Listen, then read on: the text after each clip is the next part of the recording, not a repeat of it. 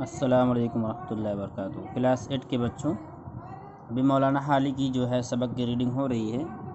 100 page की हो चुकी है, अभी जो है 1.5 सफ़ा लगभग और बचा हुआ है।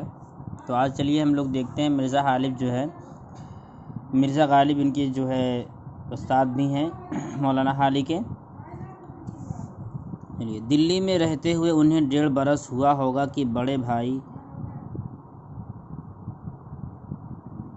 1.5 बरस हुआ होगा कि बड़े भाई और दूसरे अजीज़ उन्हें ढूंढते ढूंढते दिल्ली पहुँचे और हाली को पानीपत चलने पर मजबूर किया, क्योंकि हाली को क्या है, पढ़ने का बहुत ज़्यादा शौक़ था। शादी करने के बाद भी जो है हाली एक मर्तबा जो है अपने घर से चुपचाप निकले, किसी को बताए बगैर, और जो है भाई और दूसरे साथी उनको ढूंढते ढूंढते जो है दिल्ली पहुंच गए और जहां हाली जो है रहते थे वहां तक पहुंच गए और हाली को पानीपत चलने पर क्या है मजबूर किया। कुछ दिनों बाद वो मुलाजिमत की तलाश में हिसार पहुंचे और अपनी कमिश्नर के दफ्तर में उन्हें एक जगह मिल गई। लेकिन 1 साल भी ना गुजरा था कि 1857 ईस्वी की जंग आज़ादी छिड़ गई और हाली बड़ी परेशानियां उठाकर किसी न किसी तरह फिर पानीपत वापस आ गए। वहां दिल्ली के बहुत से शरफा भी आ चुके थे, यानी बहुत शरीफ लोग जो है दिल्ली के बहुत से शरफा क्या है आ चुके थे।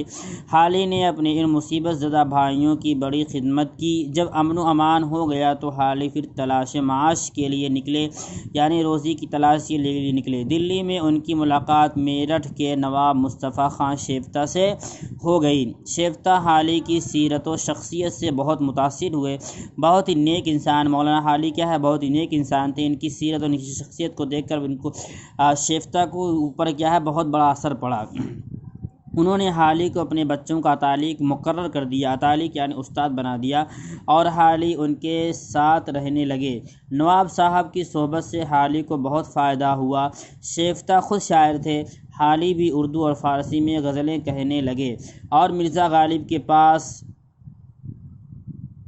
इस्लाह के लिए भेजने लगे। हाली की शायरी का बाकायदा आगाज़ उसी ज़माने में हुआ। शेफ्ता ही ने सर सैयद अहमद ख़ान से हाली की मुलाकात कराई।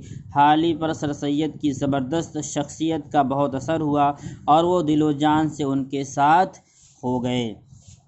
ठीक है, तो ये आज एक पैराग्राफ आप लोग की रीडिंग कराई गई है। फिर इंशाल्लाह अगली वीडियो में फिर रीडिंग ही करवाई जाएगी। ठीक है, अस्सलाम वालेकुम।